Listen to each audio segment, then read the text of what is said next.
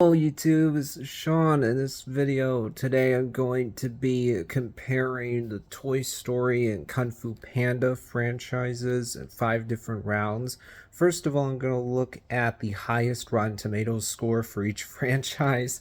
When you look at Toy Story, what's really impressive is that 2 of their movies have a 100% on Rotten Tomatoes, the first 2 films. When you look at Kung Fu Panda, the highest score is 87% for the first film, which frankly seems a little bit low to me. I think 90s would be more appropriate, but still, 87 is, of course, a great score.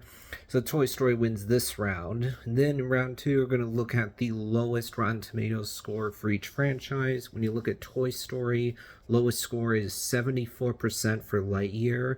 With Kung Fu Panda right now, the fourth film has the lowest score, 71. Because the score is a little bit higher for Toy Story, it also wins round number two. Then round number three, we're looking at the average score for each franchise, and this one should be pretty obvious. Toy Story, of course, has the higher average. 2 of their movies have a 100%, the third film 98%, fourth film 97%. Even the lowest score of 74 is not a bad score at all. That's still fresh by over 10%. 93.8 is the average. When you look at Kung Fu Panda right now, 81.25 is the average, so Toy Story wins this round.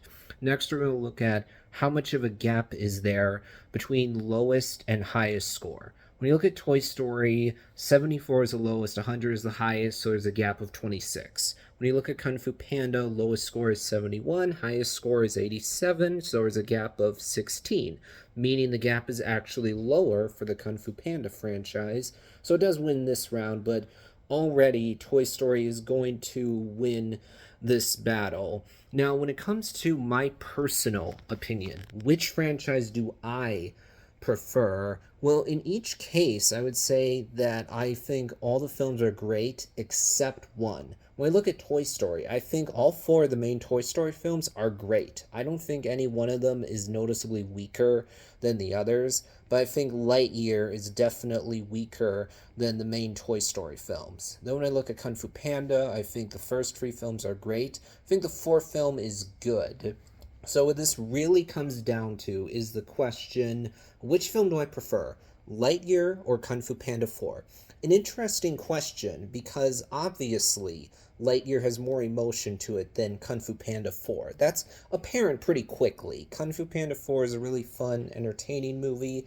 Sure, there is an arc for Po, there's a journey that he's on, so it's not like the movie is 100% devoid of emotion, but there's not a strong emotional core like you had in the first 3 Kung Fu Panda movies. With Lightyear, it's obviously a heavier movie that has more sadness to it. I mean, right away you have all these people that are stuck on a planet. And then Buzz keeps trying to make this thing work so everyone can get off the planet. But because of that, he sees his commander is aging until she finally passes away. And then you have, of course, the Zurg twist at the end of the movie where we learn that, oh, Zurg is a future version of Buzz Lightyear in this movie. So while there are obviously lighthearted moments with Socks the cat, overall, Lightyear is clearly not as fun as Kung Fu Panda 4, but I would say that actually I prefer Kung Fu Panda 4 to Lightyear. I think there are good things about Lightyear, but as time has passed, my opinion on Lightyear has soured. Because I think conceptually that movie is just a misfire. Because it's supposed to be the movie that makes kids want to buy a Buzz Lightyear action figure. It's supposed to be the movie that made Andy in the Toy Story universe want a Buzz Lightyear action figure. But when I watch Lightyear, I do not buy at all that this is the movie that's going to make kids want a Buzz Lightyear action figure. I don't think this movie is going to make kids fall in love with Buzz Lightyear, because rather than Lightyear being a fun movie about Buzz as a space ranger exploring the cosmos, which is teased in the Toy Story films, it's actually more of a somber movie about an older Buzz that has regrets.